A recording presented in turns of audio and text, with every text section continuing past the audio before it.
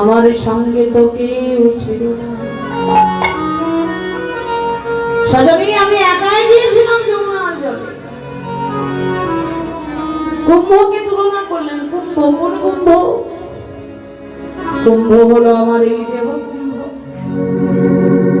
কেননা একটা মাটির কলসি তৈরি করতেও যা যা লাগে, আমার এই দেহ কলসি, এই সোনার কলসি তৈরি করতেও তাই লাগে। মাটির কলসি ছিদ্র হলে যেমন আর কোনো কাজে লাগে না, আমাদের এই দেহ কলসি যেদিন ছিদ্র হয়ে যাবে, প্রাণ পাখি যেদিন উড়ে চলে যাবে, সেদিন আমার এই দেহ কলসি আর কোনো কাজেই লাগবে না। জয় রাধে। এটা হলো মাটির কলসি। রাধারানী বলছে, সজনীরে আমি জল আনতে গিয়েছিলাম সোনার কলসি। কোন সোনার কলসি? বহিরঙ্গ জগতের কোন সোনার কলসি নয়। কৃষ্ণ কথা বলতে বলতেই আমার এই দেহটা হয়ে গেল সোনার। হরিবলে হরিবল। কলসিতে জল আনতে গেলে প্রথমে নদীতে হোক, পুকুরে হোক, যে কোনো জলাশয়ে গেলে জলে ঢেউ দিতে হবে। সজনী তুই ঢেউ দিয়েছিস? বলে হ্যাঁ আমিও ঢেউ দিয়েছিলাম।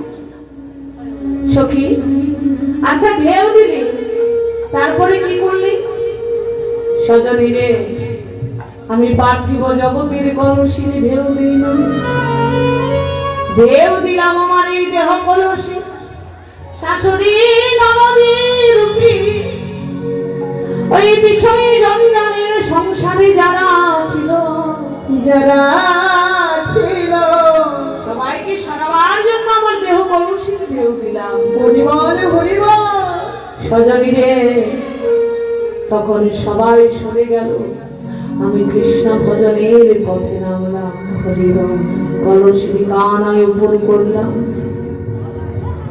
একটা একটা করে জল প্রবেশ করে, আর একটা একটা করে বিম্বকণা ভিতরে বাষ্প হয়ে একটা একটা করে বিম্ব সৃষ্টি হয়। সজনী রে দেখলাম কি জানিস? বিম্বের মাঝারে শ্যামলা,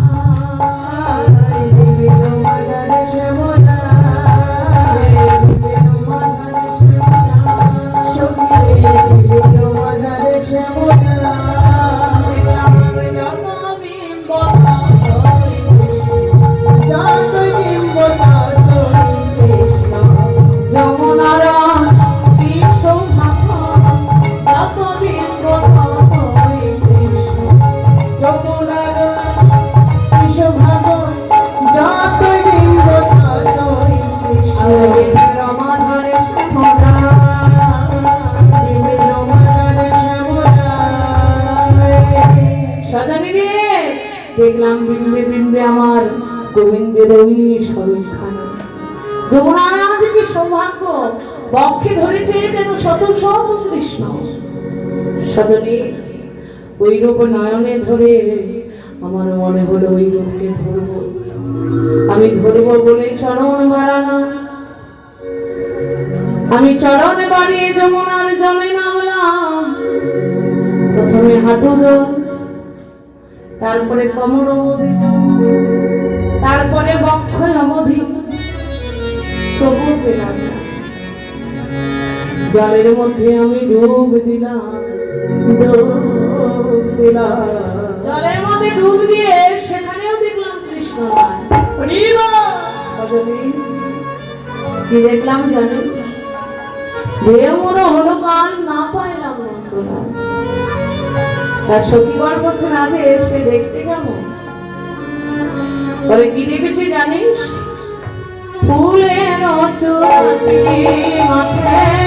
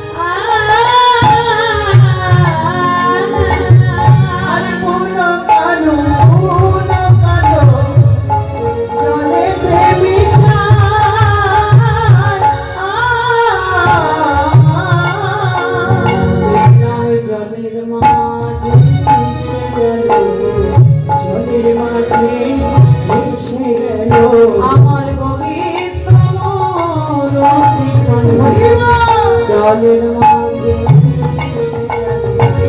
গোবিন্দ জলের মাঝে মিশে গেল আরে পুরো জলেতে মিশায়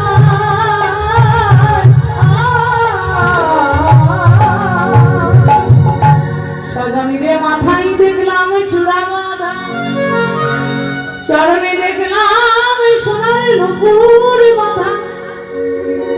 এবারে নুপুর চূড়ায় গন্ডগোল বেঁধে গেল। নুপুর বলছে আমি বড়, চূড়া বলছে আমি বড়।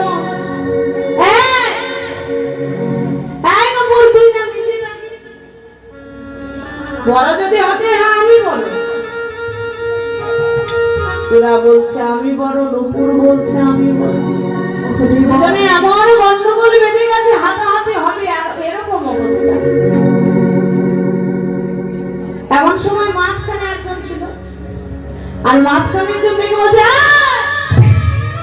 এই গন্ডগোল মারামারি করিস না, কিন্তু হাতাহাতি মারামারি করিস না, আমি তো মাঝখানে আছি, বিচার করতে দে। কে বললো কথাটা? কথাটা কে বলেছে? নুপুর আর চূড়ার মধ্যে গন্ডগোল বেঁধেছে, আর গন্ডগোল থামাচ্ছে কে? উপরে চূড়া বাঁধা, চরণে হলো নুপুর বাঁধা, মাঝখানে কে আছে? গোবিন্দের। দেখে বলি, দেখে বলি, গোবিন্দ মূরতি দেখে বলি। চরণে নুপুর, উপরে চূড়া, মাঝখানে কি? জয় রাধে। গোবিন্দের হাতের মোহন মুরলী।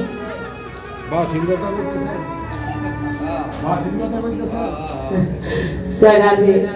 গোবিন্দের ওই মোহন মুরলী ডেকে বলছে গন্ডগোল ঝগড়াঝাটি মারামারি করছিস কেন? আমি তো মাঝখানে আছি, আমাকে বিচার করতে দে। চূড়া তুইও দাঁড়া, নুপুর তুইও দাঁড়া, আমি বলছি শোন।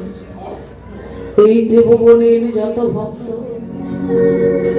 দিবানিশি হা কৃষ্ণ হা কৃষ্ণ বলে ডাকে আর বলে তোমার কাছে আমি আর কিছু চাই না, চাই না ধন জন বিষয় নয়, কেবলমাত্র তোমার চরণে আশ্রয় দিও। কি চাইলো মা? গোবিন্দের ওই চরণ। রাধে রাধে। জগতে ব্রহ্মাদি দেবতা চতুর্মুখে ধ্যান করে, হা কৃষ্ণ বলে দিবানিশি জপ করে, আর বলে গোবিন্দ তোমার চরণে আমি অন্য কিছু চাই না, তোমার ওই রাঙা রাতুল চরণে আশ্রয় দিও। শির চাইলো না, চাইলো গোবিন্দের চরণ।